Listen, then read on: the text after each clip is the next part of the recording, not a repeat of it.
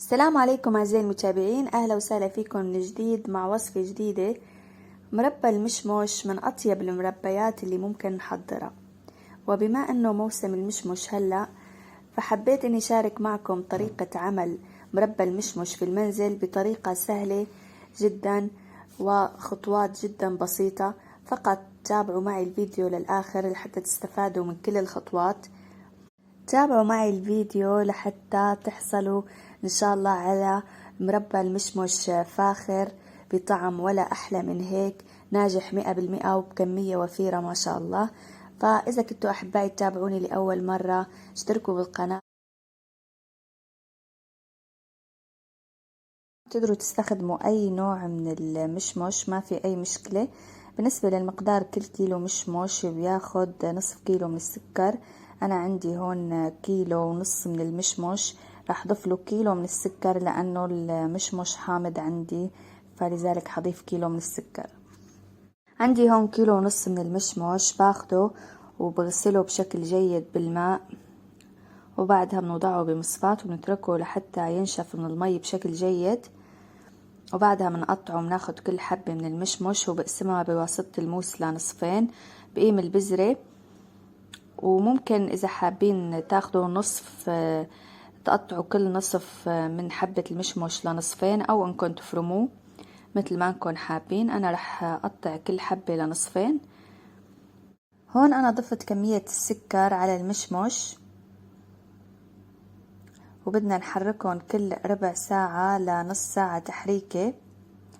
طبعا رح نغطيهم ببلاستيك غذائي ونحطهم بالثلاجة بالبراد ليلة كاملة ليدوب السكر، لأنه بدنا نعملهم بالمية اللي بينزلها المشمش،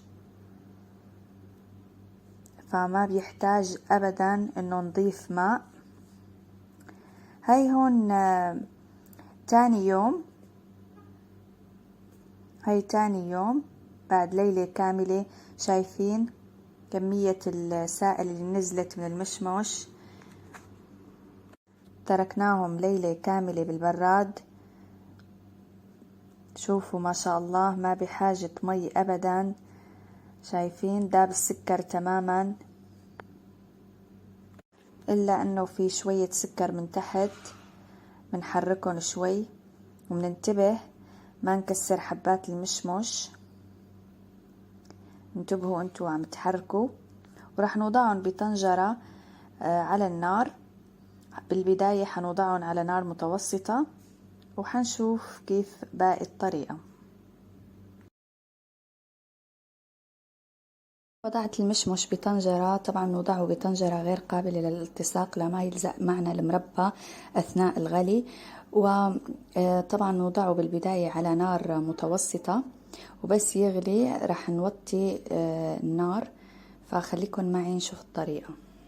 هي هون صار له المربى 10 دقايق عم يغلي، فبلش يطالع هاي الرغوة، فبوطي الغاز وبقيم هاي الرغوة. كل ما طلعت على الوش، كل ما شفنا هاي الرغوة نتخلص منها لأنه بتفسد المربى. وهي هون صار له ربع ساعة عم يغلي. ما ننسى نقيم الرغوة اللي تطلع ونتخلص منها بقيمة كل ما ظهرت على الوش. وما ننسى إذا طلع رذاذ على حواف الطنجرة نمسحه بقطعة قماش مبللة بالماء أو فرشاة مبلولة بالمي لما يسكر معكم المربى. بنحركهم بهدوء كمان، كل شوي بنحركهم، ما بنتركهم لما يلزقوا بقعر الطنجرة. فبنتركهم يغلوا لحتى يعقدوا. هي هون بعد نصف ساعة. شوفوا قد ايه موطي النار. النار بدها تكون شمعة. وهون صار لهم ساعة ونص عم يغلوا. هلا رح اضيف لهم ربع ملعقة صغيرة ملح الليمون. طبعا لأنه المشمش عندي حامض، فضفت ربع ملعقة صغيرة من ملح الليمون. انتو إذا كان حلو فيكم تضيفوا نصف ملعقة صغيرة، ما في مشكلة. فرح اتركهم لحتى يعقدوا شي ربع ساعة، وبشوفكم بعد. هلا هون بيلزمنا مرطبانات تكون زجاجية حصرا، بنعقم المرطبانات بالماء الساخن، وبعد ما نعقمهم بنرفعهم من المي ومن البخار اللي عم يتصاعد عليهم، بنحطهم بمصفاة وبنتركهم، بنقلبهم على وشهم وبنحطهم بمصفاة، بنتركهم لحتى ينشفوا من المي. ما بننشفهم نحنا، بنتركهم ينشفوا لحالهم. بعدين بنعبي فيهم المربى. وهي المربى هون سكبته بصحن زجاجي. شوفوا ما شاء الله على هالمربى كيف قوامه هلامي واللون شفاف، بياخد العقل كل قطعة بقطعتها. شايفين قديه رائع؟ شايفين على هالنتيجة قديه رائعة؟ أحلى مربى ممكن تعملوه. شوفوا ما شاء الله. هلا بنعبي المربى بالمرطبانات زجاجية. ما شاء الله هي الكمية اللي عملتها بتعمل 3 مرطبانات حجم وسط، ف جدا رائع، كمية جدا رائعة حصلنا عليها. بالنسبة للمربى إذا حابين تستهلكوه مباشرة بتستنوا عليه ليبرد، وبعدين بتعبوه بالمرطبانات وبتغطوه بالغطاء بشكل محكم وتحفظوه بالبراد. وانتبهوا لا يجي أي مي، انتبهوا المربيات بشكل عام لا يجيها أي مي أو رطوبة لأنها بتحمض المربى.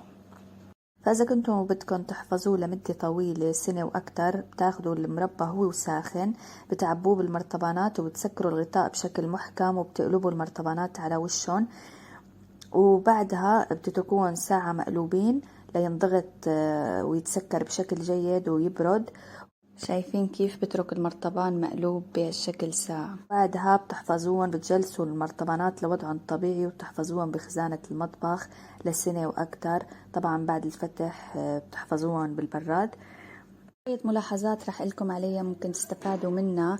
في كتير ناس بتشكي من سبب مرار المربى. طبعا السبب المرار بالمربى انه النار بتكون قوية فبينلدع المربى، لذلك احرصوا انه تغلوا المربى على نار جدا هادية، نار شمعة.